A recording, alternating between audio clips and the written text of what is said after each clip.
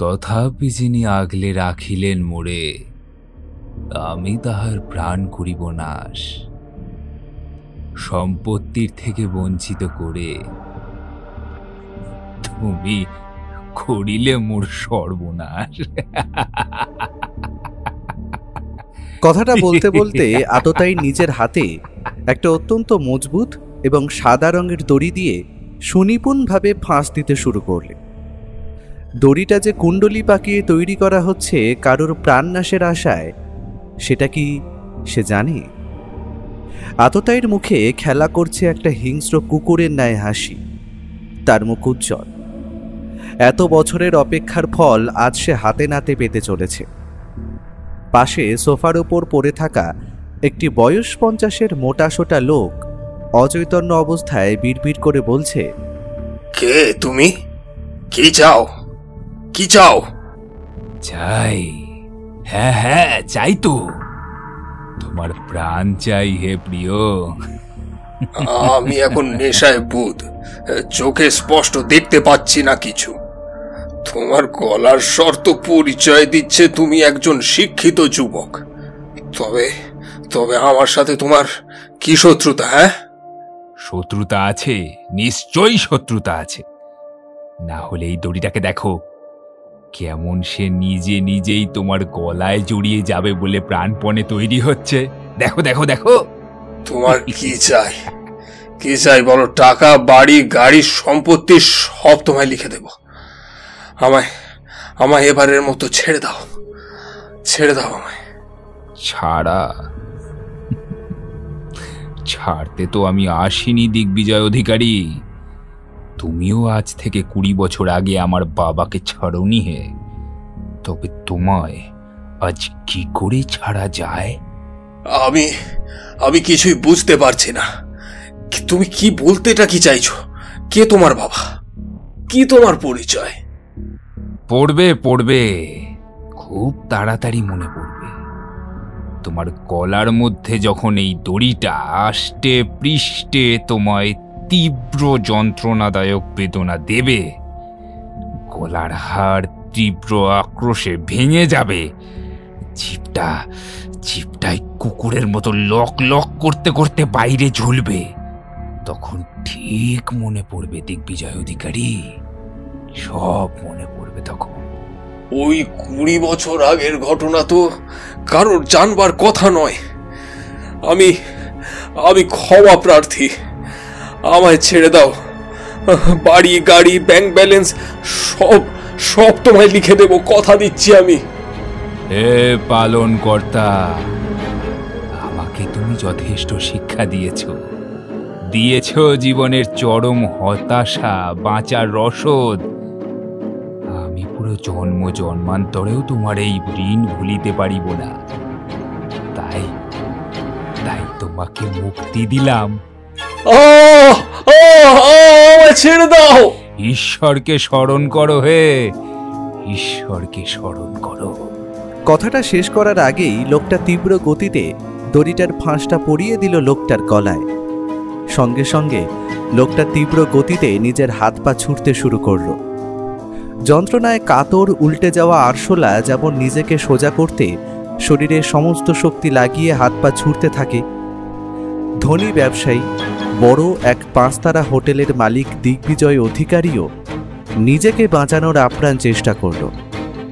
তবে বাঁধ ভাঙার পর কোনো গ্রাম যেমন রক্ষা পায় না, তিনিও তেমন পেলেন না। ধীরে ধীরে তার শরীরের চালচলন শান্ত হয়ে এলো। তখন আততায়ীর মুখে লেগে আছে একটা আত্মতৃপ্তির হাসি। বাঘ যেমন নিজের শিকারকে খুবলে খাবার পর আত্মতৃপ্তির হাসি হাসে, এটাও যেন তেমনটাই। করিলে মোর সর্বনাশ।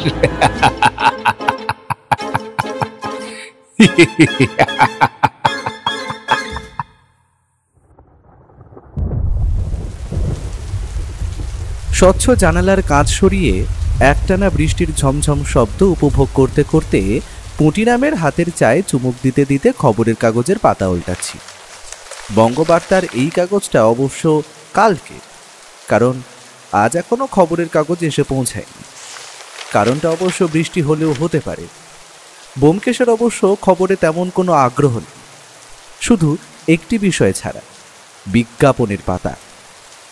ওর মতে এই বিজ্ঞাপনের পাতাতেই নাকি দুনিয়ার সমস্ত রহস্যের রসদ লুকিয়ে রয়েছে। এতে দেশের বর্তমান আর্থিক পরিস্থিতির কথা জানা যায় মানুষের দৈনন্দিন চাহিদার কিভাবে ক্রম পরিবর্তন ঘটে চলেছে, কিংবা ধরুন রাজনৈতিক প্রেক্ষাপটে গড়ে ওঠা বিনোদন অথবা মূল্যবান সামগ্রীর দাম কিভাবে বেড়ে চলেছে, অথবা এমন কোনো নজরকাড়া বিজ্ঞাপন যাই আমার মতো ছাপোষা অকৃততার লেখকের জন্য বিশেষভাবে সুযোগ্য, যা কিনা আমায় খ্যাতি এনে দিতে পারে।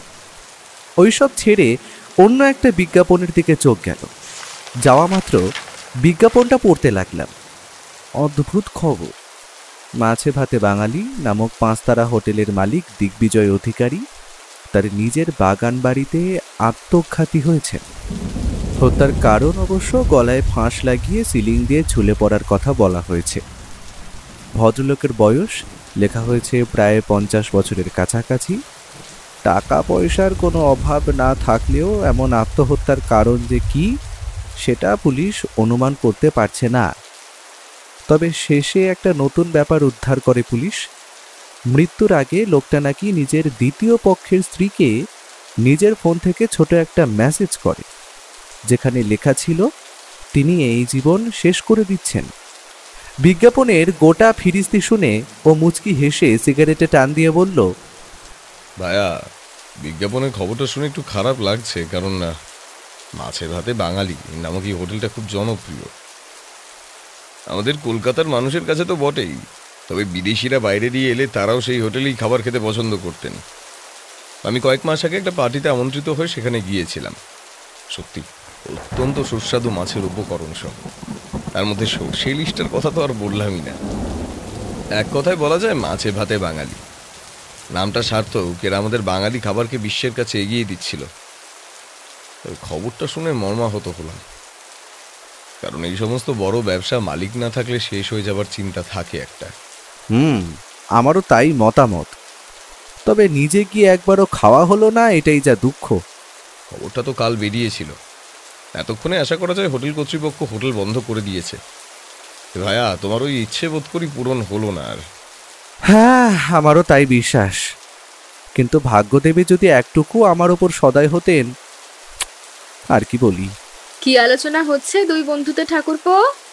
ভাগ্য টাগ্য কি যেন একটা শুনলাম। তা বিয়ে টিয়ে করতে মন চাইলো নাকি? রক্ষে করো হে বৌঠান, রক্ষে করো। এমনিতেই নিজে কি কাল খাবো তার কোনো হিসেব নেই, তুমি আবার সাথে আরেকজনকে বেঁধে দিচ্ছ। তুমি যতই পালাবার চেষ্টা করো না, আরে তুমি বিয়ে করলে আমি তো রান্নাঘরে একটা বন্ধু পাই নাকি? তোমরা তো দুজন সারাদিন চোর ডাকাতের খুনি নিয়ে ব্যস্ত থাকো। আরে বাবা, বাড়িতে তো একটা কথা বলারও লোক চাই। তা বলে তুমি আমায় হাড়ি কাঠে মাথা দিতে বলবে বৌঠান? একদমই ঠিক ঠাকুরপো, তোমার এই চিরকুমার ব্রত আমাকেই ভাঙতে হবে যে। কথাটা শেষ করার আগেই বাইরে একটা ভারী জিপের শব্দ শোনা গেল রাস্তায়। ব্যোমকেশ সেটা শুনে হাসি হাসি মুখ নিয়ে বলল, বিধুবাবুর জিপ, আর সিঁড়িতে দুটো পায়ের শব্দ, সুতরাং তিনি সঙ্গে করে কাউকে এনেছেন। একটা নতুন কেস পা ফেলে সিঁড়ি দিয়ে উঠে আসছে মনে হচ্ছে। ভাইয়া, কুটিরামকে বলো 4 কাপ চা বসাতে। ওর অনুমানই সঠিক হলো। ঘরের দরজা খোলার সাথে সাথেই প্রবেশ করলেন বিধুবাবু এবং একজন বয়স 40-এর ভদ্রলোক। দুইজনেই নমস্কার জানিয়ে ওর দিকে তাকিয়ে আমি ওনাদের সোফায় বসতে বললাম। দুইজনেই সেখানে বসলেন। তা ব্যোমকেশ, তোমায় তো দেখছি বেশ ভালোই দিন কাটাচ্ছ। কেস টেস তেমন একটা হাতে নেই নাকি? বিধুবাবু, আপনি যদি এই অধমকে ভুলে যান তাহলে আর কিভাবে নতুন কেস পাবো বলুন? আমি তো সর্বদা নিজেকে সত্য অনুসন্ধানেই ব্যস্ত রাখতে চাই। কেউ যদি আর না ডাকে কি করি বলুন? সেই জন্যই তো এই ভদ্রলোককে তোমার কাছে নিয়ে এলাম। উনি তোমার কাছে সাহায্য প্রার্থী, তবে ওনার কেসটা অত্যন্ত গুরুত্বপূর্ণ এবং তাড়াতাড়ি সমাধান করা চাই। কিন্তু ব্যোমকেশ, লালবাজারে বড়বাবু থাকতে দ্রুত সমাধানের জন্য আমার কাছে ব্যাপারটা ঠিক হজম হলো না। কিন্তু বিধুবাবু, আমি সবটা বুঝিয়ে বলছি ব্যোমকেশ বাবু। নমস্কার, আমার নাম রাজেন বসু, বয়স প্রায় 46-এর কাছাকাছি। আমি আজ আপনার কাছে উপস্থিত হয়েছি আমার মেয়ের জন্য। মেয়েটাকে আমি পাচ্ছি না ব্যোমকেশ বাবু। আজ থেকে নয়, পরশুদিন রাত থেকে। আপনাকে আপনাকে যে করেই হোক ওকে খুঁজে দিতে হবে। কথাটা বলতে বলতে ভদ্রলোকের গলার স্বর জড়িয়ে এলো। বুঝলাম তিনি নিজের মেয়ের চিন্তায় নিজেকে আর সামলাতে পারছেন না। রাজেনবাবু, আপনি শান্ত হন। এ সময় আপনাকে সব থেকে বেশি শক্ত হতে হবে। আমি সবটা শুনতে চাই, কি কি ঘটেছে। পুরো ঘটনা না জানলে কিছুতেই আপনাকে কিন্তু আমি সাহায্য করতে পারবো না।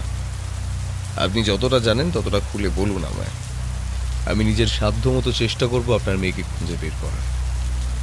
আসলে আমার মেয়ে সুনন্দা বসু কাজ করতো একটি বড় 5 তারা রেস্তোরাঁয়। সেই হোটেলটির কথা আপনারাও হয়তো বহুবার শুনেছেন। আমার মেয়ে সেখানে হোটেল ম্যানেজারের পিএর কাজ করত। হোটেলটি ছোটখাটো নয়, শহরের মধ্যে সব থেকে বড় নামকরা হোটেল। বিভিন্ন রকম মাছের জন্যই সেই হোটেল সব থেকে বিখ্যাত ছিল। তবে যদিও এখন সেটি বন্ধ, এটির কারণেই কি আমার মেয়ে নিখোঁজ হয়েছে সেটাই ধরতে পারছি না। পুরো কথাটা শোনার পর থেকেই ওর মাথায় কেমন যেন একটা ভ্রুকুটি লক্ষ্য করলেন। সে এক মুহূর্ত সময় নষ্ট না করে তৎক্ষণাৎ বলে উঠল, রাজেনবাবু, আপনি কি কোনোভাবে 5 তারা হোটেল মাছে ভাতে বাঙালির কথা বলতে চাইছেন? যদি সেটা হয়ে থাকে তার থেকে বড় বিপদ আর কিচ্ছু নয়। কারণ আমি আগের দিনের পেপারটা দেখার সুযোগ পাইনি, তবে আজকে যখন আমার বন্ধু সেটি যখন খুলে এবং পড়ে, তখন একটি অদ্ভুত বিজ্ঞাপন আমাদের চোখে পড়ে। তার মধ্যে প্রথম হলো মাছে ভাতে বাঙালির মালিক বা ম্যানেজার তিনি আত্মহত্যা করে মারা গেছেন। সুতরাং আপনার মেয়ে যখন সেখানে কাজ করত, আমার বিশ্বাস ওনার মৃত্যুর সঙ্গে আপনার মেয়ের কোনো না কোনো সম্পর্ক আছে। না হলে কোনোভাবেই একটি আত্মহত্যার পরে আপনার মেয়ের নিখোঁজ হওয়া সহজ কথা নয়। আর আপনি বলতে চাইছেন আপনার মেয়ে নিখোঁজ হয়েছে পরশুদিন, তাই তো? নিউজ পেপারে আত্মহত্যা ব্যাপারটা ছেপেছে কালকে। সুতরাং আপনার মেয়ে সেই দিন থেকেই নিখোঁজ। আমরা সকাল সকাল সেই রেস্তোরাঁর খবর পড়ছিলাম, তবে সঙ্গে সঙ্গেই যে সেই রেস্তোরাঁর সঙ্গে জড়িত থাকা রহস্য উদ্ঘাটনের জন্য আমাদের ডাক পড়বে সেটা কখনো কল্পনাও করতে পারিনি। আপনার মেয়ের বয়স কত আর সে কোথায় থাকতো? আমার মেয়ের বয়স পুরোপুরি 25 বছর। আগের বছর অবধি ও ব্যাঙ্গালোরে একটা অন্য কোম্পানিতে চাকরি করত। তারপরেই হঠাৎ করে ঠিক করে কলকাতায় চলে আসবে। তারপর এখানে এসে ইন্টারভিউ দিয়ে জোগাড় করে এই হোটেল ম্যানেজারের পার্সোনাল অ্যাসিস্ট্যান্টের চাকরিটি। ম্যানেজারের বয়স 50 বছর হলে কি হবে? দিগ্বিজয়বাবু আমার মেয়েকে অত্যন্ত স্নেহ করতেন। আপনার মেয়ের ব্যাঙ্গালোর থেকে ফিরে আসার কোনো আলাদা কারণ আছে কি? আসলে আমার মেয়ে কোনোদিনই কোনো কিছু লুকায়নি। সেখানে একটি ছেলের সাথে তার প্রেম ভালোবাসার সম্পর্ক গড়ে উঠেছিল। আমরা বাবা মা আর কি বলবো বলুন। মেয়ে এখন প্রাপ্তবয়স্ক, তার ব্যক্তিগত সম্পর্কে হস্তক্ষেপ করার আমাদের কোনো ইচ্ছা ছিল না। তবে সে জানায় যে ম্যাঙ্গালোরের ছেলেটির সাথে তার ছড়াছড়ি হয়ে গেছে, তাই জন্য ইচ্ছে কলকাতায় ফিরে আসার। ব্যাঙ্গালোরে তার আর মন ঠিক ছিল না। আমাদের বাড়ি বিধাননগর, তবে মেয়ে চাকরির জন্য ফ্ল্যাটে থাকতো। কলকাতায় আমার একটি ফ্ল্যাট ছিল। চাকরি পাবার পর সে সেখানেই পাকাপাকিভাবে থাকতে শুরু করে একাই। ওই সপ্তাহে একদিন বা ছুটির দিন সে বাড়ি আসতো, বা আমরা দুজনেই তার কাছে যেতাম দেখা করতে।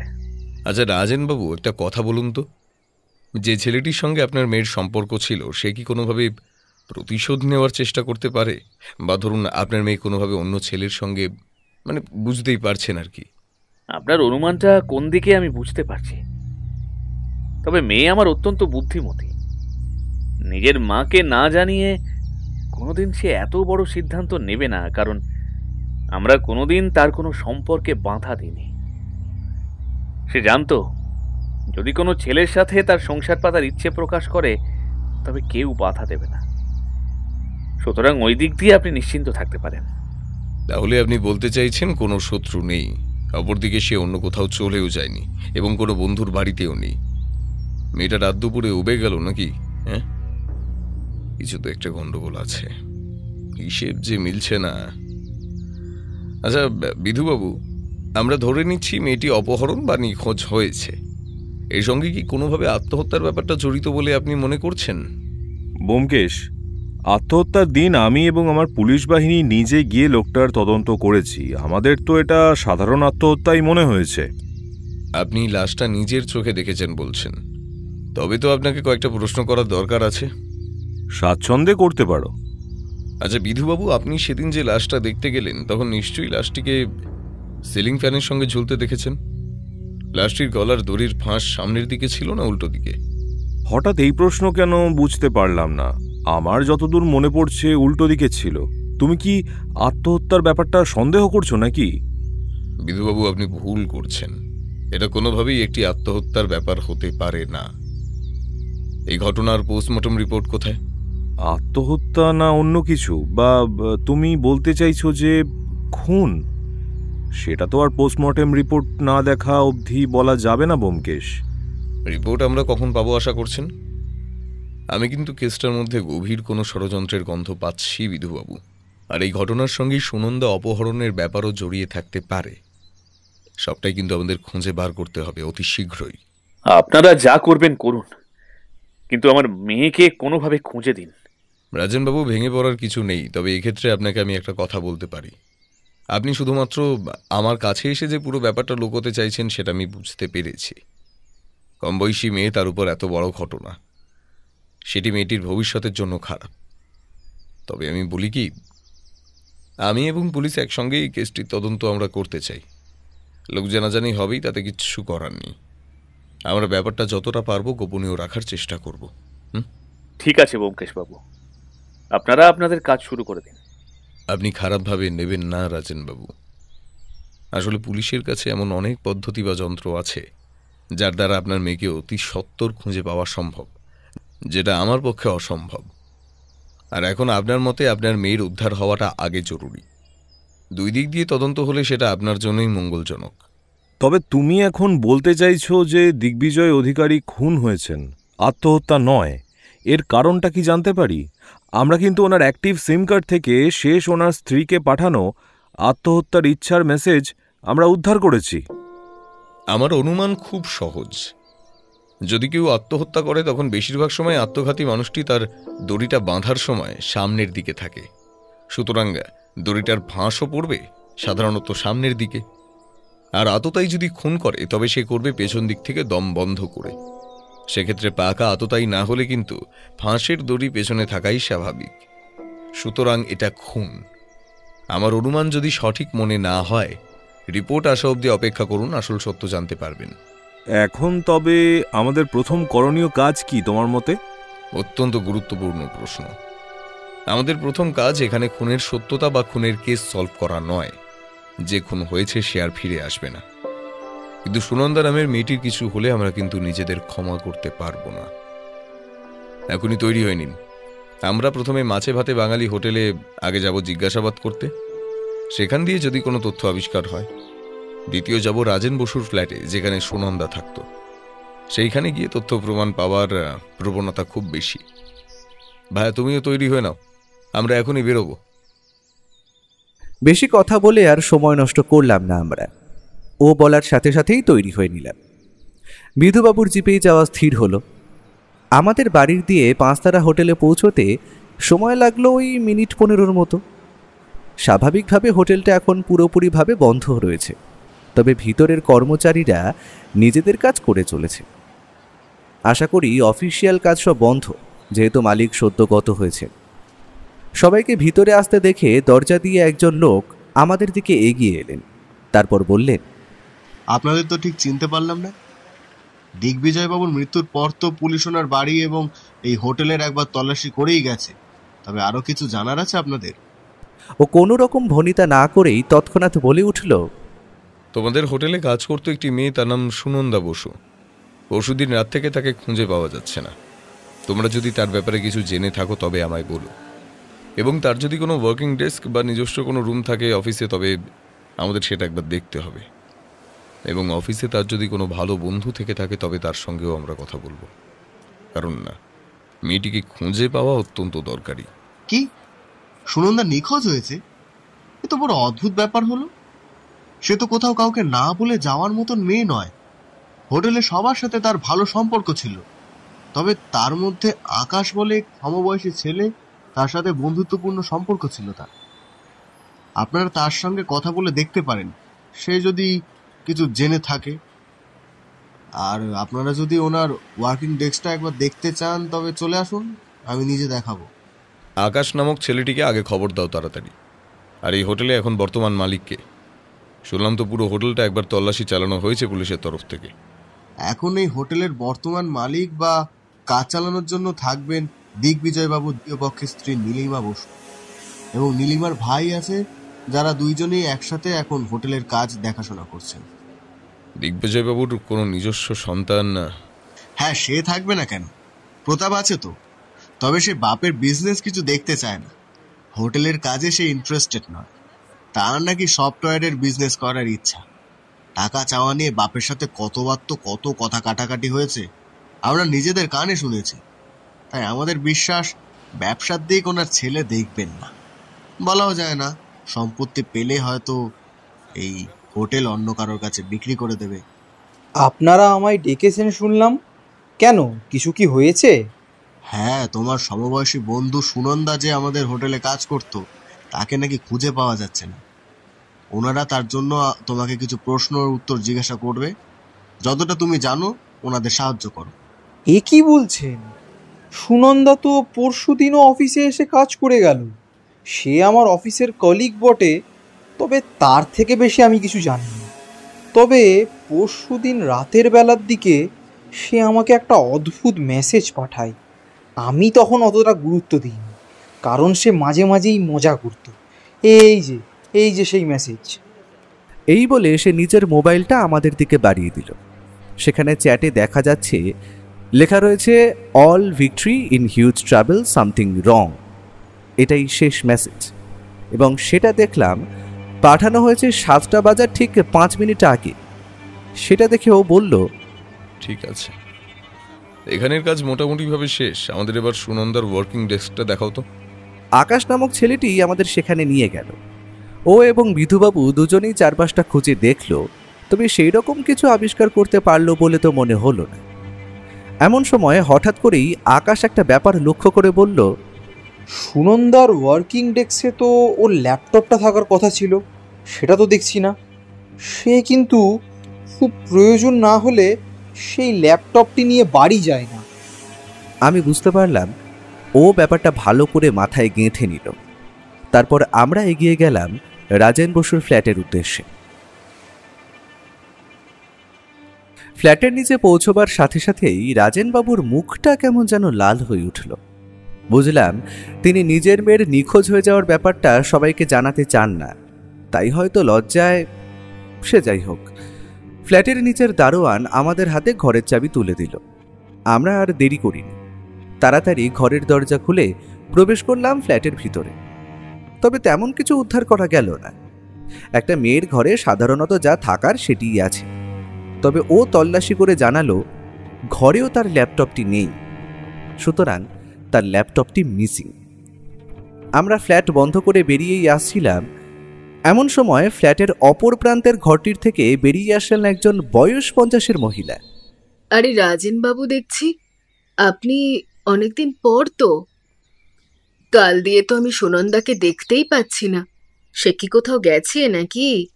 সেই দিন তো আমি দেখলাম রাতের বেলা ওই 9টা নাগাদ দুটো অজানা ছোকরার সাথে ওকে বেরিয়ে যেতে। তারপর তো আর তাকে দেখিনি। সে কি বাড়ি ফিরে গিয়েছে? আর আপনার সাথে পুলিশ কেন, সেটা তো বুঝতে পারছি না। পরশুদিন আপনি ওকে কার সাথে বেরোতে দেখেছিলেন, একটু খুলে বলুন তো। আরে আমি তো সেদিন আমার ফ্ল্যাটের ব্যালকনিতেই বসেছিলাম, যেমনটা রোজ বসে লোকজন দেখি রাস্তার। ওই মনটা একটু ভালো লাগে আর কি। হ্যাঁ, কি যেন বলছিলাম আমি। সেদিন একটা লাল গাড়ি এসে থামলো আমার ফ্ল্যাটের নিচে। একজন সুনন্দার বয়সেরই ছেলে গাড়ি থেকে নামলো। সে ফ্ল্যাটের ভিতর প্রবেশ করলো, আর অপর একটা ছেলে ড্রাইভার সিটে ছিল। যতদূর মনে পড়ছে ওর মাথায় একটা কালো রঙের টুপি ছিল। রাতের বেলা টুপির কি দরকার সে তো বুঝতে পারলাম না। সুনন্দা ওই ছেলেটার সঙ্গে ফ্ল্যাট থেকে বেরিয়ে আসার সাথে সাথে আমি প্রতিদিনের মতো জিজ্ঞাসাও করলাম, সুনন্দা কোথায় যাচ্ছ? কিন্তু প্রতিদিন উত্তর দিলেও সেই দিন কিন্তু আমার দিকে তাকিয়েও দেখেনি। তারপর তো আমি আর কিছু জানি না। কেন, কিছু কি হয়েছে? আমার জানি না কেন একটু সন্দেহ হচ্ছে। আমরা যা বুঝলাম, এই মহিলাটি ওই চারিদিকে খোঁজ খবর করা এবং ফ্ল্যাটের খবর ছড়িয়ে বেড়ানোর জন্য যথেষ্ট। তাই ব্যাপারটা চেপে যেতে হবে। তাই বিধুবাবু বললেন, আসলে সুনন্দা যে হোটেলে কাজ করত তার মালিক এই 2 দিন আগে আত্মহত্যা করেছে। সুনন্দার মন খুব দুর্বল, তাই সে এই ঘটনার পর ভেঙে পড়েছে। সে এখন রাজেন বসুদের বাড়িতেই আছে, চিন্তার কোনো কারণ নেই। আমরা শুধু যিনি আত্মহত্যা করেছেন তার একটি গুরুত্বপূর্ণ জিনিস খুঁজতেই ফ্ল্যাটে এসেছি এবং সেটা উদ্ধারও করেছি। আপনাকে অসংখ্য ধন্যবাদ এই তথ্যটা আমাদের জানানোর জন্য। বিধুবাবু এত সুন্দরভাবে যে ব্যাপারটা ম্যানেজ করবেন, সেটা আমরা বুঝতে পারিনি। আমাদের তখনকার মতো কাজ মোটামুটি সেইখানেই শেষ। যে সমস্ত তথ্য আবিষ্কার হলো সেটা পরে যে কাজে দেবে রহস্য উন্মোচন করতে তার বলে দিতে হয় না। ঘটনাটা বড়ই অদ্ভুত। আমরা বাড়ি ফিরে গেলাম। তবে রাতের দিকে বিধুবাবুর কাছ থেকে ফোন এলো যে পোস্টমর্টেম রিপোর্ট এসেছে। দিগ্বিজয়বাবু আত্মহত্যা করেননি, কেউ তাকে পরিকল্পনা করে হত্যা করেছে। ওর অনুমানই সঠিক হলো। এরপর জানি না কি রহস্য অপেক্ষা করে আছে আমাদের জন্য, তার আর শেষ নেই। রাতে আমি আর ও যখন খাওয়া দাওয়া সেরে ব্যালকনিতে দাঁড়িয়ে কথা বলছি, তখন ব্যাপারটা একটু গুছিয়ে নিলাম। ও এমনিতে সিগারেট খাওয়া অনেকটা কমিয়ে দিয়েছে, তার কারণ অবশ্য বউঠান। কিন্তু রাতের বেলা খাওয়া দাওয়া শেষে তার একটা সিগারেট না হলে চলে না। তাই একটা সিগারেট জ্বালিয়ে সেটা একটা বড় শুক টান দিয়ে বলল, এখনো পর্যন্ত আমাদের হাতে যে তথ্যগুলো এসেছে সেগুলো বড়ই অদ্ভুত বন্ধু। যেমন, প্রথমত, দিগ্বিজয়বাবু খুন হলেন এবং তার খুনকে আত্মহত্যা বলে চালানোর চেষ্টা করা হয়, এবং সেটার প্রমাণ হিসেবে দিগ্বিজয়বাবুর আত্মহত্যার আগে তারই মোবাইল থেকে তার স্ত্রীকে মেসেজও করলেন তিনি, যে তিনি আর বাঁচতে চান না। ব্যাপারটা বড়ই অদ্ভুত। দ্বিতীয় হল সুনন্দার অপহরণ। আমার বিশ্বাস সে এমনি এমনি অপহরণ হয়নি। হয়তো সে এমন কিছু তথ্য জানতে পেরে গেছে, তাই তাকে গুম করা হয়েছে। তার জন্যই তার ল্যাপটপটিও আমরা খুঁজে পাইনি। অপরদিকে তৃতীয় হল লাল গাড়ি এবং তাতে বসা 2 অজানা যুবক, যারা সুনন্দাকে অপহরণ করে। সবটাই ধোঁয়াশা বন্ধু। কাল আমরা দিগ্বিজয়বাবুর বাড়িতে যাব। ওনার বর্তমান স্ত্রী, স্ত্রীর ভাই, অপরদিকে তার ছেলের সঙ্গেও কথা বলাটা অত্যন্ত প্রয়োজনীয়। আর ভুললে হবে না, ভদ্রলোক কিন্তু আত্মহত্যা করেন তার বাগান বাড়িতে, সুতরাং সেখানেও আমাদের যেতে হবে। বেশিরভাগ তথ্য উদ্ধার হবে সেইখান থেকে। কালকের দিনের এতগুলো কাজ আছে, তুমি আছো তো? হে ভাইয়া, যেখানেই আছেন রাম, তার সাথেই প্রভু ভক্ত হনুমান। ছেড়ে দাও আমায়, ছেড়ে দাও। আমার এরকম ভাবে বেঁধে রাখার মানেটা কি? তোমাদের কোন পাকা ধানে মই দিয়েছি আমি? চুপ চুপ, বেশি কথা বলবি না শালি। তোকে শেষ করে দিতে আমার বেশি সময় লাগবে না, বুঝেছিস? তুমি স্যারের খুনি, তাই না? আমি সেই দিন তোমার কালের টুপিটা দেখেছিলাম, কিন্তু মুখটা ঢাকা ছিল বলে আমি বুঝতে পারিনি, চিনতে পারিনি। তোমায় বিশ্বাস করে তোমার সাথে গাড়িতে আসাটা আমার সব থেকে বড় ভুল। তুমি একজন চোর, খুনি, লম্পট, বেয়াদব। দে দে দে দে, আরো গালাগালি দে হারামজাদি।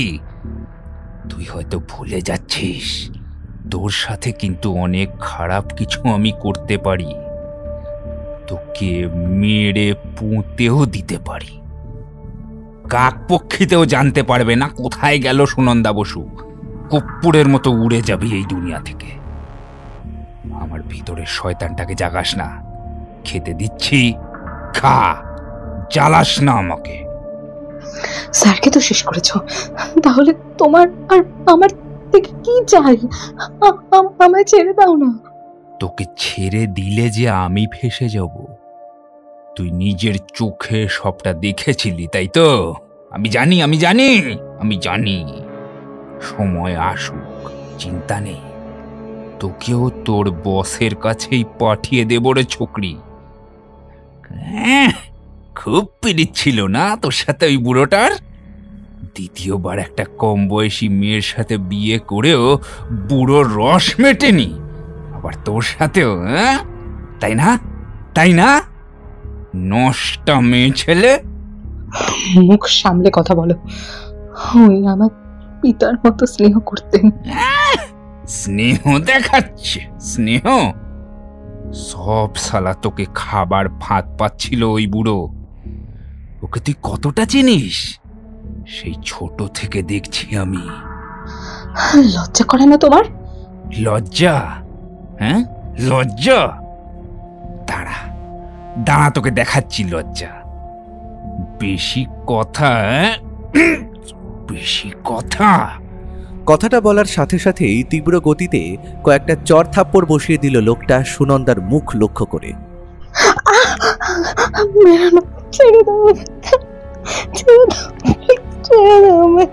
লোকটার মুখ দিয়ে আর কথা বেরোলো না। তার মুখে তখন খেলা করছে একটা পৈশাচিক হাসি। সে পকেটে হাত ঢুকিয়ে বার করে আনলো একটা সিরিঞ্জ, একটা ওষুধ তার মধ্যে ভরে ছটফট করা মেয়েটির হাতে পুশ করলো সেটি। মেয়েটির শরীরটা ধীরে ধীরে শান্ত হয়ে এলো।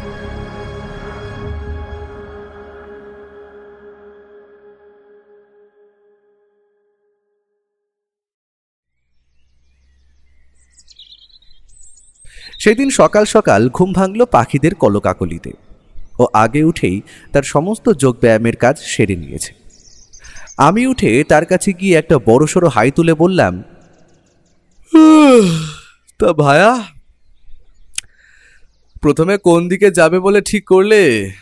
এখনো অবধি ইচ্ছে আছে বেলা 10টা নাগাদ দিগ্বিজয় অধিকারীর বাগান বাড়ি, যেখানে ওনার মৃত্যু ঘটেছিল, সেই স্থানে দারোয়ানের সঙ্গে কথা বলা দরকার।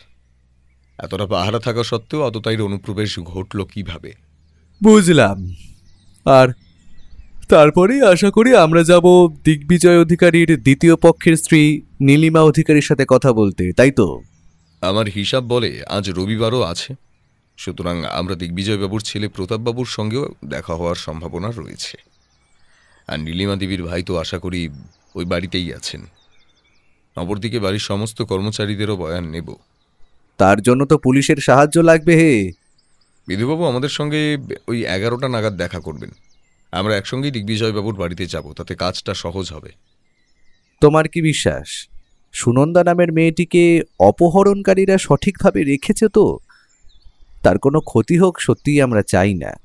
রাজায় রাজায় যুদ্ধ হয়, উলুক আগ্রার প্রাণ যায়, আবার কি? আমার বিশ্বাস সে খুনের ব্যাপারে অদ্ভুত তথ্য আবিষ্কার করেছিল, তাই জন্য তাকে সরিয়ে দেওয়া হয়েছে। তবে আমরা ঠিক তাকে উদ্ধার করব।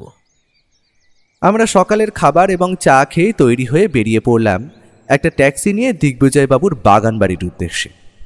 আজ রবিবার, সকাল হওয়ায় কলকাতার রাস্তায় তেমন একটা ভিড় নেই। সত্যি ব্যস্ত শহরটা এই ছুটির দিনগুলো নিজেকে কেমন একা করে রাখে। ও কাল রাতেই বিধুবাবুর থেকে ফোন করে বাড়ির ঠিকানাটা জোগাড় করে রেখেছিল।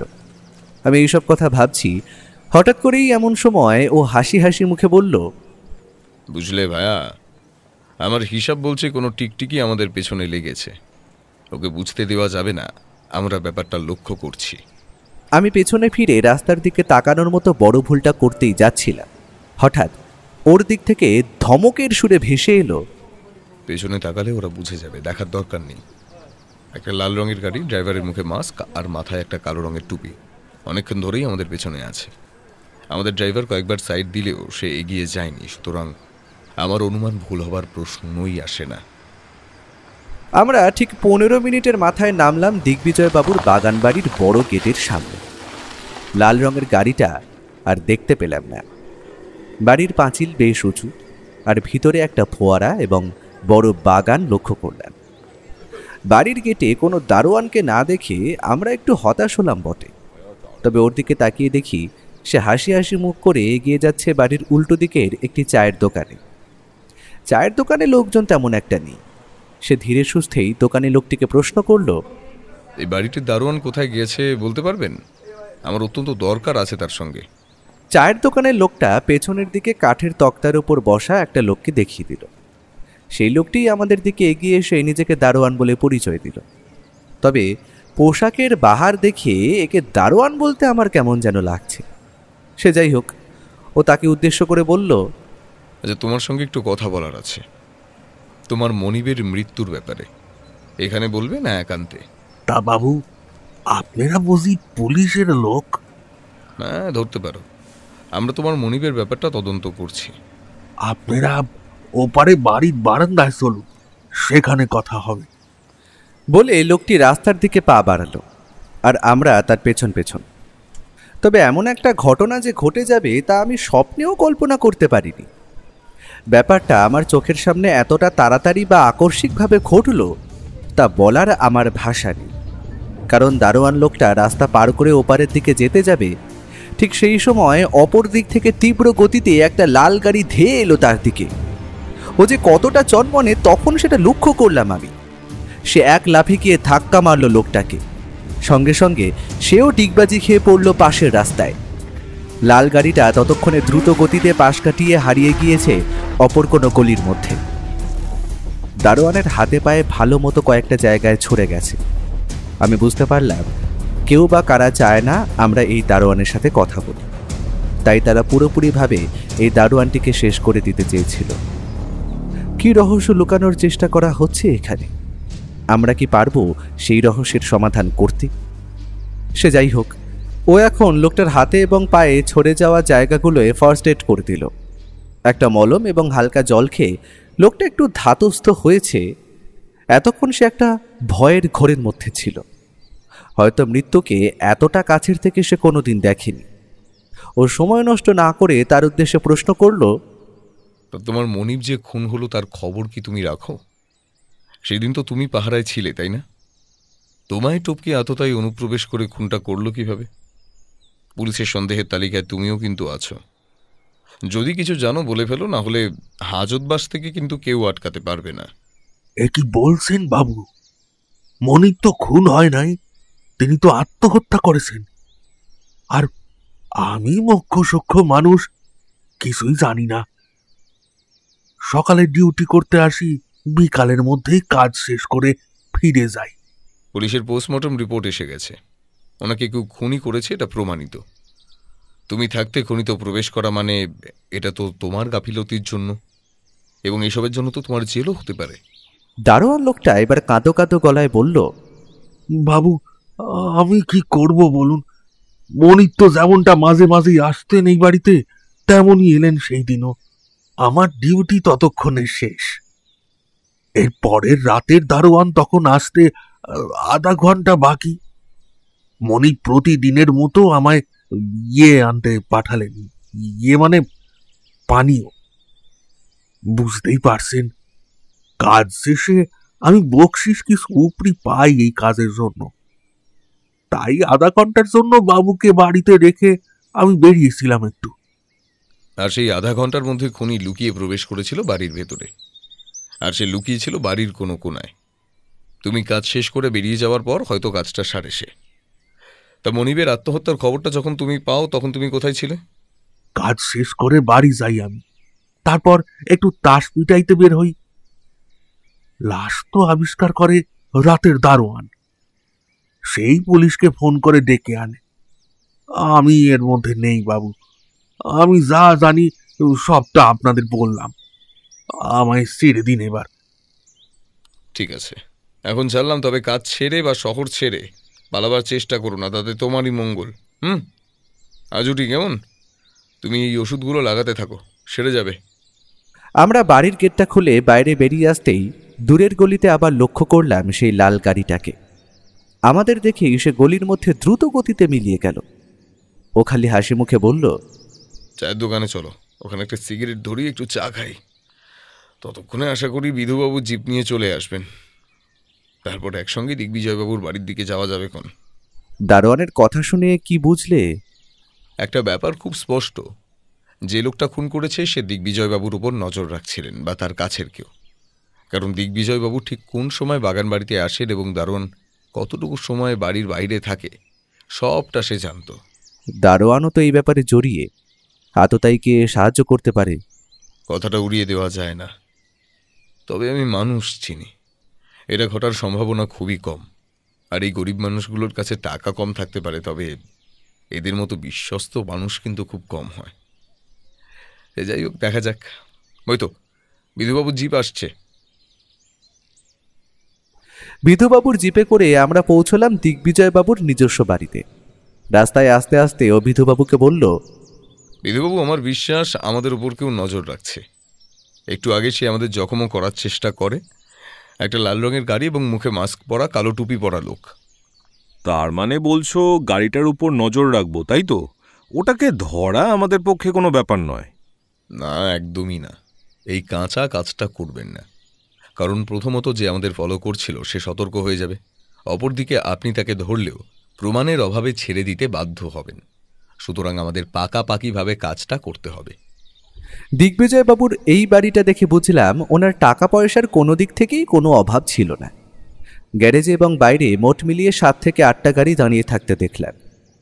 বিধুবাবু আসবেন আগে থেকেই ফোন করে দিয়েছিলেন।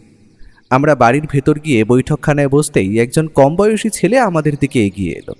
প্রতাপবাবু, কোথাও বেরোচ্ছেন নাকি? ও, আপনারা এসেছেন। আসলে আমি ঠিক খেয়াল করতে পারিনি। হ্যাঁ, তা বলুন, কিসের জন্য আগমন শুনি? দেখুন, আমি কিন্তু আপনাদেরকে বেশি সময় দিতে পারবো না। কিছু বড় অর্ডার এসেছে, সামলাতে হবে। বাবা মারা যাওয়ার সঙ্গে সঙ্গেই আপনি দেখছি ব্যবসার হাল নিজের হাতে নিয়ে নিয়েছেন। আপনাকে তো ঠিক চিনলাম না, আর দেখে তো পুলিশের লোক বলেও মনে হচ্ছে না মিস্টার।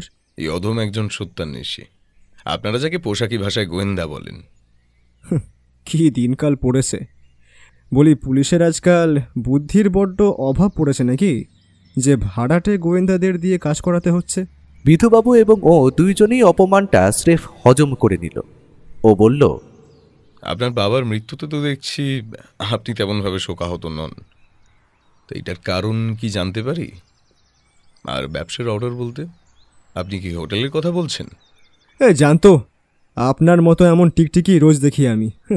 দেখুন, আমার সময় নষ্ট করবেন না, ঠিক আছে? প্রতাপ, তুমি আর একটাই রকম কথা বললে আমি ভুলে যাব তোমার বাবা দিগ্বিজয় অধিকারী ছিলেন।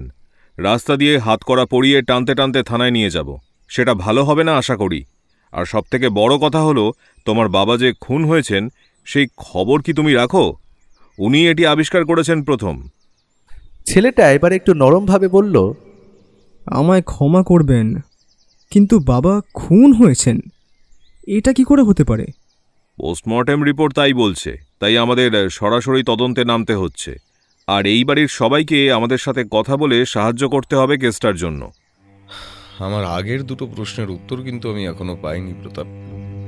দেখুন, বাবার মৃত্যুতে আমার একটুও শোক নেই। তার অনেক কারণ রয়েছে। প্রথমত, উনি আমার মায়ের অ্যাক্সিডেন্টে মৃত্যুর পর একজন আমার বয়সী মেয়েকে বিয়ে করে ঘরে আনেন, আর তখন থেকেই আমার ওনার ওপরে বড্ড রাগ জন্মায়। আর আমি কোনোদিনই বাবার ব্যবসায় আসতে চাইনি। তিনি জোর করে আমাকে ওটায় চাপাতে চাইতেন, কিন্তু আমার ইন্টারেস্ট সফটওয়্যার নিয়ে। আমি সেটার জন্য বাবার কাছে টাকাও চেয়েছিলাম, আর তিনি তা রিফিউজ করেন। আপনি বলুন না, এত কিছুর পরেও আমার রাগ হওয়াটা কি স্বাভাবিক নয়? আর সব থেকে বড় কথা হলো, আমার ওই লোকটার ওপর থেকে জানি না কেন একদম ভক্তি উঠে গিয়েছিল। সুতরাং ওনার কোনো ব্যাপারে আমি ইন্টারেস্টেড নই। হ্যাঁ, মৃত্যু ঘটেছে এবং আমি কিছু টাকা হাতে পেয়েছি, আর তাই দিয়েই একটা নিউ বিজনেস স্টার্ট করছি। তার মানে আপনি আপনার বাবার হোটেলের ব্যবসা পুরোপুরিভাবে ছেড়ে দিচ্ছেন? হ্যাঁ, বলতেও পারেন, কারণ দেখতেই পাচ্ছেন এখন সেইগুলো সবই বাবার ওই দ্বিতীয় পক্ষের স্ত্রী আর ওনার ভাই অংশুর। আমি নিজে আমার যা সম্পত্তি তা পুরোটাই বুঝে নিয়েছি। তবে বাবাকে হাত করে ওরা কখন যে হোটেলটা নিজের নামে লিখিয়ে নিয়েছে সেটা আমি জানতাম না, ঠিক আছে? ওকে, সো আমার কাছে এখন আর সময় নেই, তো আমি কি আসতে পারি? এখনকার মতো জিজ্ঞাসা শেষ, তবে ভবিষ্যতে দরকার পড়তে পারে। ধন্যবাদ প্রতাপ বাবু। বাড়ির ওই দুজনের সঙ্গে একটু বুঝে কথা বলবেন, ঠিক আছে? আমার বিশ্বাস ওরাও কিন্তু বাবাকে সম্পত্তির জন্য খুন করতেই পারে। আসতে পারি? মহিলার কথাটা শোনার সঙ্গে সঙ্গে প্রতাপ হন হন করে বেরিয়ে গেল। বুঝলাম মহিলার সাথে ওনার সম্পর্ক তেমন একটা ভালো নয়। আসুন আসুন নীলিমা দেবী, প্রথমেই জানিয়ে রাখি আপনার স্বামীর কিন্তু আত্মহত্যায় মৃত্যু ঘটেনি, তিনি খুন হয়েছেন, আর আমরা সেটারই তদন্তের জন্য এখানে এসেছি। দেখুন, এটা অসম্ভব। কারণ কয়েকদিন থেকেই ওর স্বভাবটা কেমন অস্বাভাবিক লাগছিল। বারবার বলছিল যে ও নাকি কি একটা পাপ করেছে। বারবার পুরনো স্ত্রীর কথা খুব চিন্তা করছিল, তার জন্য খুব ড্রিঙ্কও করছিল। সুতরাং মনের অবস্থা যে তেমন একটা ভালো ছিল না সেটা তো আর বলতে লাগে না আলাদা করে। আমি অনেকবার ওকে বুঝতে চেষ্টা করেছিলাম, কিন্তু তাতে ব্যর্থ হই। এবং শেষে ওর ফোন থেকে যে শেষ আত্মহত্যার মেসেজটা, ওটা আমি পাই। সুতরাং আমি মনে করি না যে এটা কোনো খুন। আমার বিশ্বাস যে আপনাদের কোনো ভুল হচ্ছে। হ্যাঁ নীলিমা দেবী, সেটা হলেও হতে পারে। আচ্ছা, আপনাকে কটা প্রশ্ন। মানে ধরুন, আপনাদের তো বয়সের এতটা পার্থক্য ছিল, তবে বিয়ে করার মানে? কেন? কোনো কম বয়সী মেয়ের সঙ্গে কোনো বেশি বয়সের পুরুষের কি বিয়ে হতে পারে না? দেখুন, বিদেশে গিয়ে তারা কতটা উন্নত। আর ওর সঙ্গে আমার কয়েকটা বিজনেস পার্টিতে দেখা হয়েছিল, তারপর থেকে সম্পর্ক গড়ে ওঠে, আর তারপরেই বিয়ে। আপনার ঘরে এত যে ছবি দেখছি নাচ এবং গানের, আপনি কি কোনোভাবে? হ্যাঁ, একদম ঠিক ধরেছেন। আমি নাচ গান দুটোই করি, আর আমার ইচ্ছেও আছে যে একটা নাচ এবং গানের স্কুল খুলব। হয়তো এবার সেদিকেই স্বপ্নটা বাস্তবায়িত করব। ওই যে গিটারটা দেখছি, ওটা খুব সুন্দর তো। আপনি গিটারও বাজান? খুব ট্যালেন্টেড তো আপনি। ওই আর কি। আচ্ছা, আপনারা বসুন, আমি ভাইকে ডেকে দিচ্ছি আর চা নিয়ে আসছি, কেমন? মহিলা উঠে যাওয়ার সাথে সাথেই ঘরে প্রবেশ করলেন একজন বয়স 87 পুরুষ। ইনি যে নীলিমা দেবীর ভাই তাতে কোনো সন্দেহই নেই। ও কিন্তু সেই দিকে কোনো নজর নেই, কারণ সে একটা দেওয়ালে ঝোলানো ফটোগ্রাফের দিকে দেখছে। ওটা দিদির লাস্ট বার্থডের ছবি, যেখানে সবাই উপস্থিত ছিলেন। জামাইবাবুকে দেখুন, এখানে কত হাসি খুশি মনে হচ্ছে। একটা জলজন্ত মানুষ কিভাবে যে এই সিদ্ধান্তটা নিলেন, আর কি বলি। এটা কে? বলে ও অঙ্গুলি নির্দেশ করলো ছবির একজন লোকের দিকে। লোকটার শরীরের গঠন বেশ ভালো, তবে মাথা জোড়া টাক। ওটা জামাইবাবুর দাদার ছেলে অরুণ। সে এখানে থাকে না, কয়েক মাসের জন্য দেশে এসেছে। শেষবার আমি তাকে দেখি দিদির বার্থডে পার্টিতে। শুনেছি সে নাকি আমেরিকায় থাকে। ছোট থেকে জামাইবাবুই নাকি তার সমস্ত দায়িত্ব নিয়েছিলেন। এখন অবশ্য দেশে ফিরে গিয়েছেন, আশা করি। ঠিক আছে, আমাদের যা জানার জানা হয়ে গেছে। আজও ঠিক, কেমন? ধন্যবাদ। বিধুবাবু উঠুন। ও যে মাঝে মাঝেই কি হয় তা ওই জানে। আমি এবং বিধুবাবু উঠে পড়লাম। আমরা বাড়ি ফিরে এলাম, তবে ও কয়েকটা বিষয়ে খোঁজ নিতে বলল বিধুবাবুকে। বাড়ি গিয়ে খাওয়া দাওয়া সেরে যখন একসাথে দুজন মিলে বসলাম, কয়েকটা প্রশ্নের উত্তর তখনও আমার মধ্যে গিজগিজ করছে। তাই জন্য আর অপেক্ষা না করে ওর উদ্দেশ্যে সেগুলো করেই ফেললাম। আচ্ছা, আমার তো মাথায় কিছুই আসছে না। প্রথমত মেয়েটা, মানে সুনন্দাকে তো আমরা এখন উদ্ধার করতে পারলাম না। অপরদিকে খুনের ব্যাপারটা আরও বেশি জটিল লাগছে। আর কে সেই লাল গাড়ির চালক যে আমাদের পেছনে নজর রাখছে? প্রতিটা চরিত্রের কথা যখন ভাবছি, সবগুলোই কেমন যেন গুলিয়ে যাচ্ছে। এইটুকুতেই যদি তুমি ঘেঁটে ঘ করে ফেলো ভাইয়া, এতগুলো নতুন পাওয়ার সূত্র যে আমার মাথায় রয়েছে, সেগুলো শুনলে কি বলবে? হ্যাঁ, যেমন? তুমি কি জানো, আমার সন্দেহ তালিকা দিয়ে কাউকেই বাদ দিই না। যেমন প্রতাপ, সে বাপের কাছ দিয়ে টাকা চেয়েছিল, কিন্তু দিগ্বিজয়বাবু তাকে নতুন ব্যবসা করার জন্য টাকা দেয়নি। সুতরাং তার যদি বাবার উপর আগে দিয়ে রাগ অথবা ক্ষোভ থেকে থাকে, যেটা ছিল, সেও কিন্তু দিগ্বিজয়বাবুকে খুন করতে পারে তার সম্পত্তি পাওয়ার লোভে। অপরদিকে নীলিমা এবং তার ভাই অংশু দুজনেই এই হোটেলের ব্যবসাকে নিজের মতো করে হাতিয়ে নেওয়ার চেষ্টা চালাচ্ছিল। তারা যদি পুরোপুরিভাবে এই হোটেলটিকে হাতে নিতে চায়, তাহলে তো দিগ্বিজয়বাবুকে সরিয়ে ফেলতেই হয়। তার মানে এখন তুমি বলতে চাইছো সন্দেহের তালিকায় 3 জন, তাই তো? প্রথমত প্রতাপ, দ্বিতীয়ত অংশু এবং তৃতীয়ত নীলিমা। তুমি ভুলে যাচ্ছ ভাইয়া, একজন কিন্তু এখনো নিখোঁজ। ধরো সুনন্দা কোনোভাবে তার মালিককে হত্যা করে গা ঢাকা দিয়েছে, তাই আমরা তাকে খুঁজে পাচ্ছি না। এ তোমার কেমন যুক্তি? এটা কেমন যেন মানতে পারছি না। দাবা খেলার প্রতিটা চালকে ক্রস চেক করাটা যেমন অত্যন্ত জরুরি, তেমনি তদন্তের ক্ষেত্রে কোনো ক্লুকেই উড়িয়ে দেওয়া চলে না। কারণ সুনন্দা এবং আমাদের দিগ্বিজয়বাবু দুজনেরই কিন্তু ল্যাপটপ উধাও। আমার বিশ্বাস এই ল্যাপটপ দুটিতে এমন কিছু তথ্য ছিল যা আমাদের অত্যন্ত কাজে দেবে। হ্যাঁ, সে বুঝলাম, তবে পুরো ব্যাপারটাই না আমার মাথায় কেমন জট পাকিয়ে যাচ্ছে। আমি আন্দাজ করতে পারছি কিছুটা, তবে প্রমাণের অভাবে কিছুই সরাসরিভাবে বলতে পারছি না। যেমন গিটারটা। কথাটা শেষ করার আগেই আমাদের ঘরের টেলিফোনটা বেজে উঠল। সেটা লাউডস্পিকারই ছিল, তাই কথা শুনতে তেমন একটা অসুবিধেই হয়নি। বিধুবাবুর ফোন। ব্যোমকেশবাবু, আপনি এখনো ঘুমাননি তো? দুটো চাঞ্চল্যকর তথ্য আমরা উদ্ধার করতে পেরেছি। আমার মনে হয় এগুলো কোনো না কোনোভাবে এই কেসটার সাথে ভীষণভাবে জড়িত। আপনি এই তথ্যগুলো একবার শুনে দেখুন, আমার মনে হয় সেটি আপনার তদন্তে অত্যন্ত সাহায্য করবে। হ্যাঁ বিধুবাবু, অপেক্ষা না করে তাড়াতাড়ি বলে ফেলুন। কোনো কিছুই আমাদের বাদ দিলে কিন্তু চলবে না। একটু আগে পুলিশের সাইবার ক্রাইমের টিম থেকে আমাদের কল এসেছিল। সেখানে আমাদের দিগ্বিজয়বাবুর ফোনটি পরীক্ষা করার জন্য পাঠানো হয় এবং সেখান থেকেই উদ্ধার হয় এই চাঞ্চল্যকর তথ্যটি। যে সিম কার্ডটি দিয়ে দিগ্বিজয়বাবু নিজের স্ত্রীকে শেষ আত্মহত্যা করার মেসেজটি পাঠান, সেটা কিন্তু তার ফোনে ইনসার্ট করা ছিল না। সিমটি একটি অন্য ফোনে ইনসার্ট করে মেসেজটি করা হয়।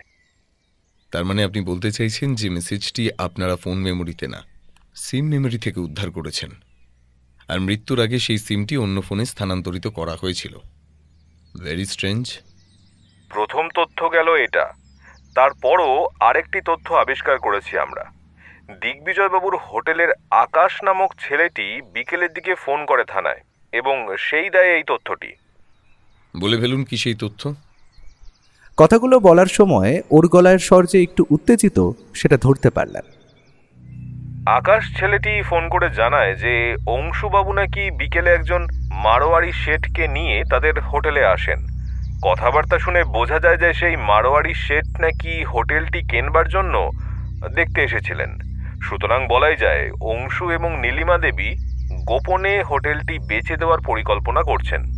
প্রতাপবাবু তার থেকে ভাগ পাবেন কিনা জানি না, তবে এই তথ্যগুলোই আবিষ্কার করা হয়েছে। ধন্যবাদ বিধুবাবু, আপনার এই তথ্যগুলো পেয়ে আমার অত্যন্ত সুবিধা হলো। এখন আমি একটু দুয়ে দুয়ে চার করে মিলিয়ে নিতে পারছি। আমার বিশ্বাস আমাদের আর বেশি সময় লাগবে না আততায়ীকে খুঁজে বের করতে। তবে কাল আমি একটা ফাঁদ পাততে চাইছি। আমাদের একটা লোককে ধরতে হবে, তাতে আপনাদের সাহায্য লাগবে। হ্যাঁ, পুরো প্ল্যানটাই আমি সকালে জানাচ্ছি। এখন সবটা মনে মনে সাজিয়ে নি। আজ রাখি, কেমন?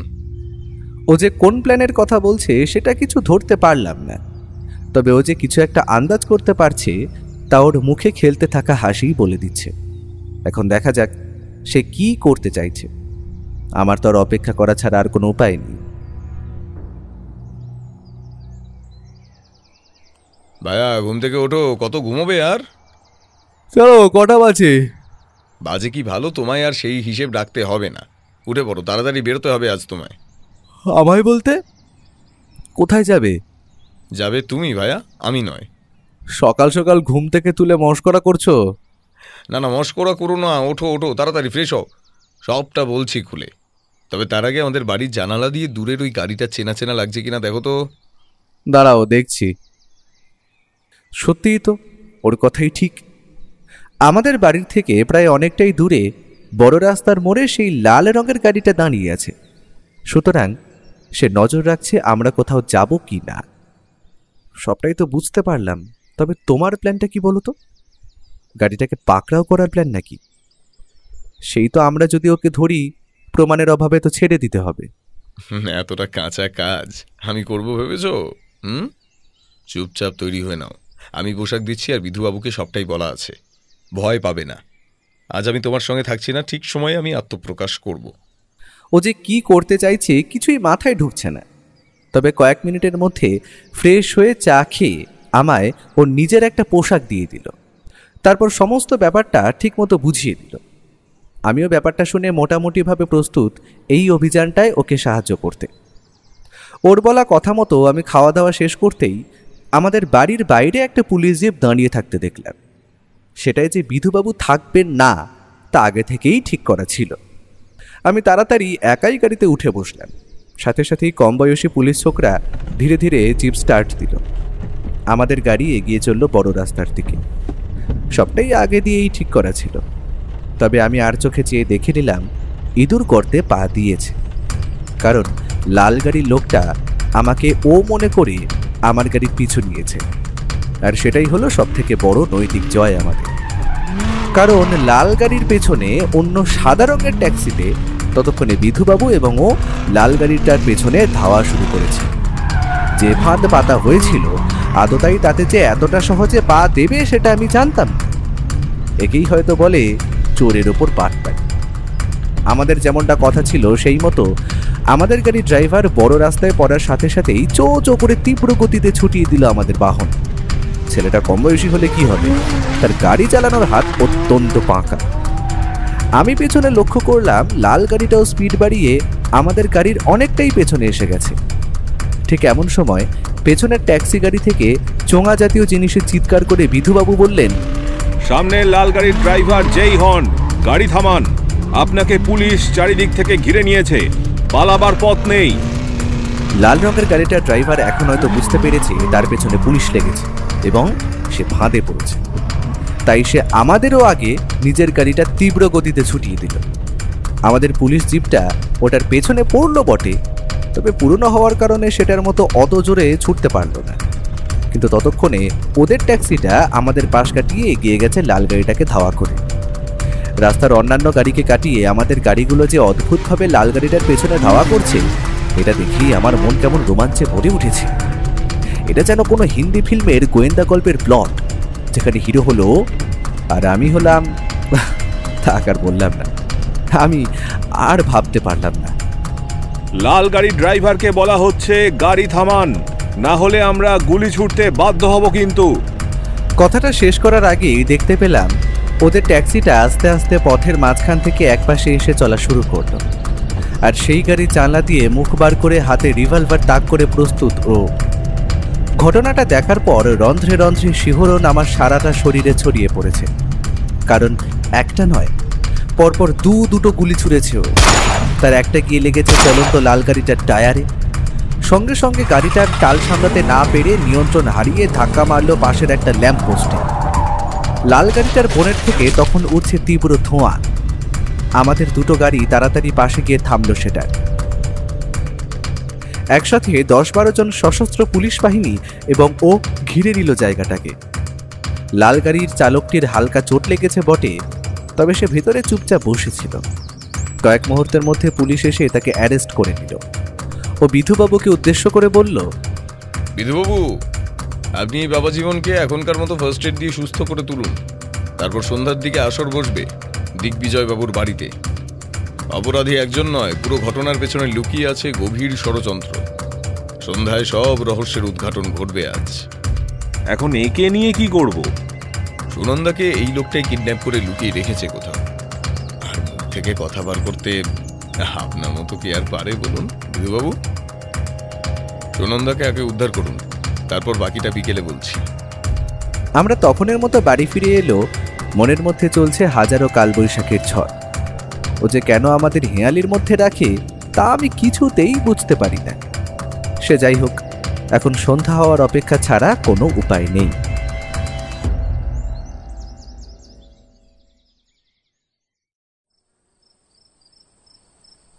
আমরা এখন সকলে মিলে উপস্থিত হয়েছি দিগ্বিজয়বাবুর বাড়িতে।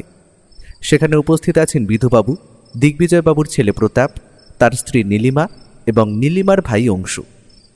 অপরদিকে উপস্থিত হয়েছেন সশস্ত্র পুলিশ বাহিনী এবং সাথে সকালে ধরা পড়ে যাওয়া লোকটি। পুলিশের হাতে ভালো মতোই ধোলাই হয়েছে, সেটা আর বলে দিতে হয় না। হাতে ব্যান্ডেজ এবং মাথায় একটু ব্যান্ডেজও জড়ানো দেখলাম। সুনন্দার বাবা রাজেনবাবু উপস্থিত হয়েছেন সেখানে। ওনার মেয়ে এখন সম্পূর্ণভাবে সুস্থ। পুলিশি জেরার মুখে পড়ে সবটা উগরে দেয় লোকটি। পুরো ঘরটায় তখন একটা নিস্তব্ধতা বিরাজ করছে, কারো মুখে কোনো কথা নেই। একটি পিন মেঝেতে পড়লেও সেইটার শব্দ অবধি শোনা যাবে এমন স্পষ্ট পরিবেশ। ঘরের নিস্তব্ধতা ভেঙে প্রথম কথা বলল ও। এই কেসটা আমার কাছে আসার পর থেকেই আমি লক্ষ্য করি যে আমাদের বাড়ির ওপর একটা লাল রঙের গাড়ি নজর রাখছে, আর সেই নজর রাখা ব্যক্তিরই আর কেউ নয়, তিনি হলেন দিগ্বিজয়বাবুর দাদার ছেলে অরুণ অধিকারী। আজ আমরা ওনাকে অদ্ভুতভাবে গ্রেফতার করি। এটা সকলের জানার দরকার ছিল, তাই বলে দিলাম। এখন পরপর সমস্ত ঘটনার কথায় আসব। আপনি কি কিছু বলতে চান অরুণবাবু? লোকটার দিক থেকে যে কোনো রকম উত্তর আসবে না সেটা ওনার মুখ দেখেই বোঝা গেল। আপনি বলবেন না যখন আমি শুরু করি কেমন? প্রথম ঘটনা হচ্ছে আমাদের দিগ্বিজয় বাবুর আত্মহত্যা। আসলে সেটি কোনো আত্মহত্যাই নয়, ওনাকে বুঝে শুনে ষড়যন্ত্র করে খুন করা হয়েছিল। আমি সেটা বুঝতে পারলাম যখন আমি জানলাম দিগ্বিজয় বাবুর ঝুলন্ত দেহের দড়িটা ছিল পেছনের দিকে। আসলে আত্মহত্যা করলে কোনো মানুষের দড়ি কখনো পেছনের দিকে থাকবে না, আর পোস্টমর্টম রিপোর্ট আসার পর ব্যাপারটা প্রমাণিতও হয়। খুনের ঘটনায় পরে আসছি। এরপর রাজেন বসু আমার কাছে ছুটে আসেন নিজের মেয়ের অপহরণের তদন্ত আমার হাতে দেওয়ার জন্য।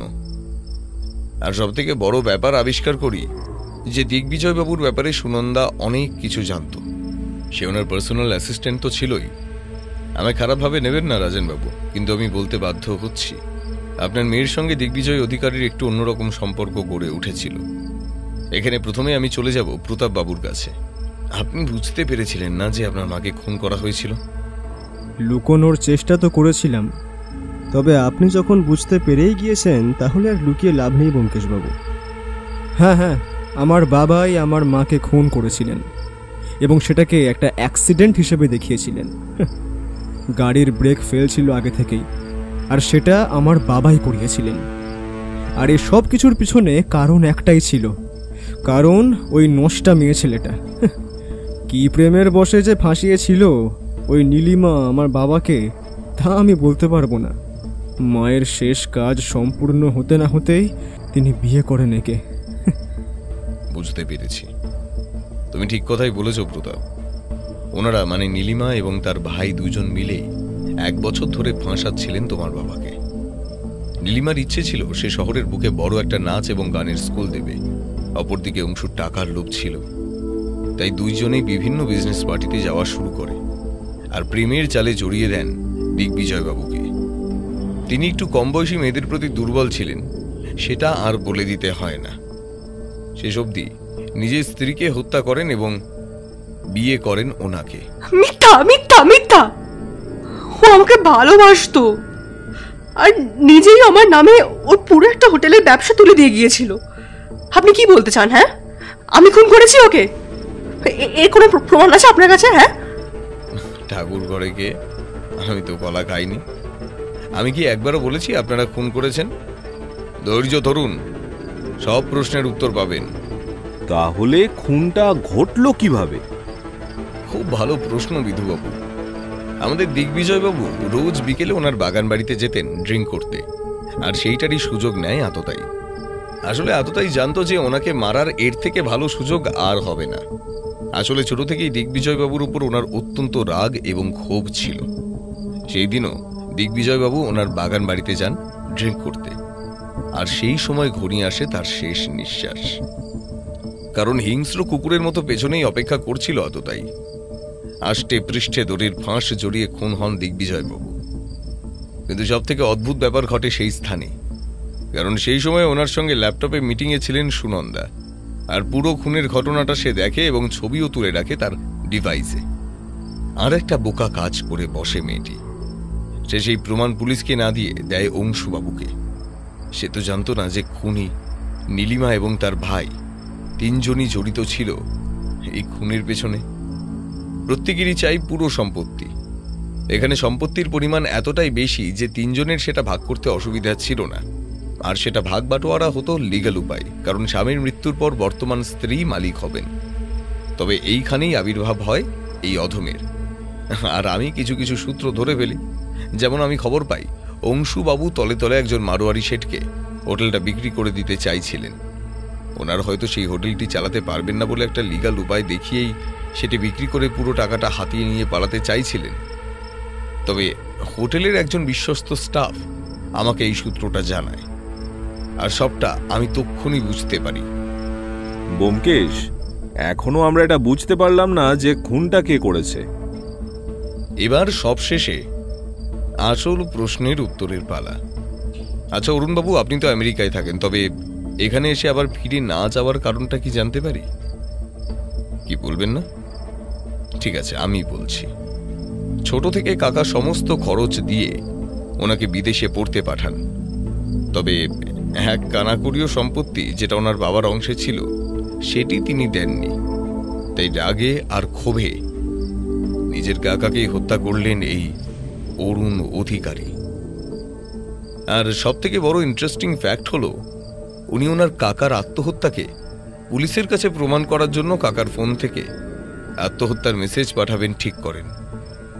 তবে উনি ফোনের পাসওয়ার্ড জানতেন না, তাই তাড়াতাড়ি সিমটি নিজের ফোনে ইনসার্ট করে মেসেজটি করেন। নিন বিধুবাবু, আপনার সমস্ত আসামি। কি করবেন আপনি দেখুন, আমার কাজ তো শেষ এখানে। সেই দিনের মতো আমরা দিগ্বিজয় বাবুর বাড়ি থেকে ফিরে আসি। তবে পরে জানতে পারি প্রতাপ নিজের বিজনেসও শুরু করার সাথে সাথেই বাবার হোটেলের ব্যবসার হালও নিজেই ধরেছে। মাছে ভাতে বাঙালি হোটেল তার ঐতিহ্য বহন করে চলবে আরও অনেক বছর। তবে প্রতাপ বাবুর থেকে ধন্যবাদপত্র আর সাথে যে পরিমাণ টাকা ও পেয়েছে তাতে ওর 3 মাস শুয়ে বসে কেটে যাবে।